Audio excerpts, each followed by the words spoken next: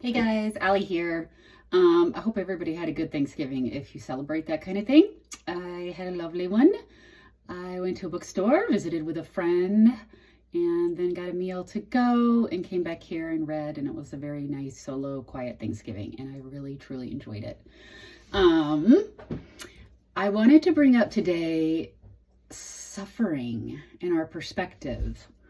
So, I think I've told most people, but if this is your first video, so I turned 50 last June, and I have been studying all the stuff on YouTube, all the different things, how to find peace, how to find suffering. How to avoid suffering, how to manifest this, how to do this, all the different things. And I learned them, and they resonated, but I've never ever really applied any of the things that I've learned that have really resonated for me.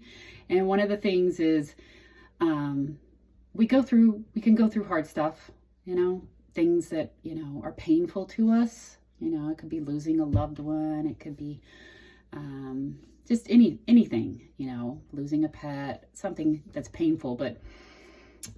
And I believe that suffering is optional. We can go through and experience a deep and depth of pain that is peaceful, and it's a true human feeling, emotion.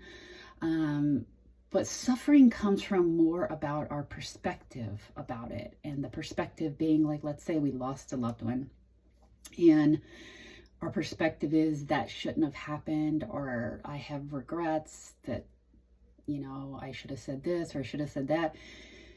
We think about things in a way that brings on suffering. Well, those perspectives are just perspectives.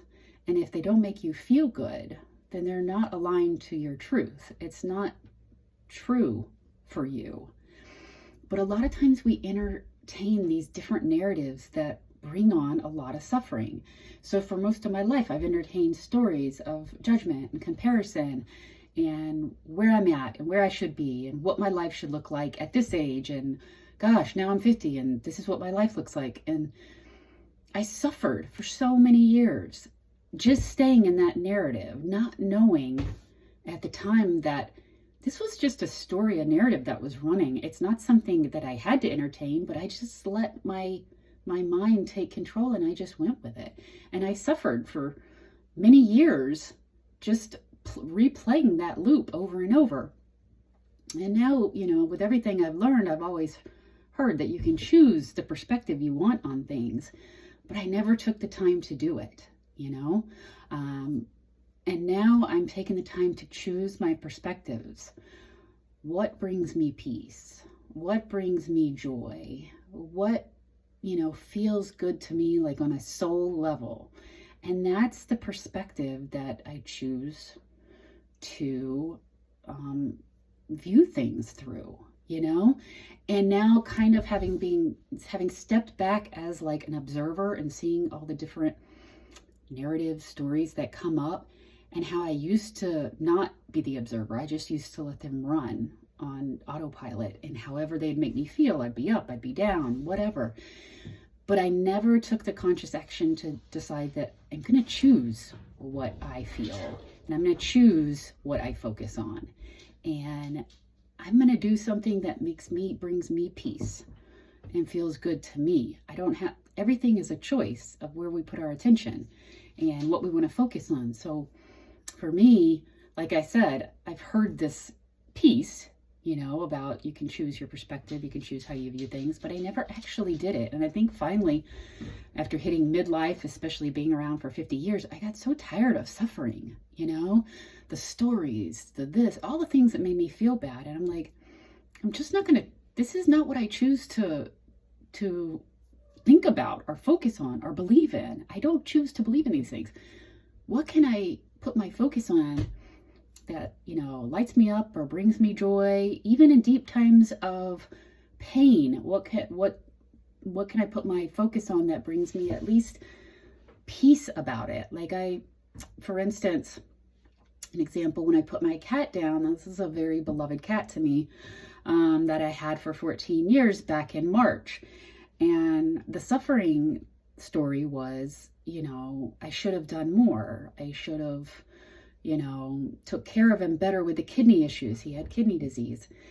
And that was causing me a lot of suffering, and I suffered when he passed. But when I entertained the thought of, I did the best I could, and I did everything I could for him. I loved him dearly.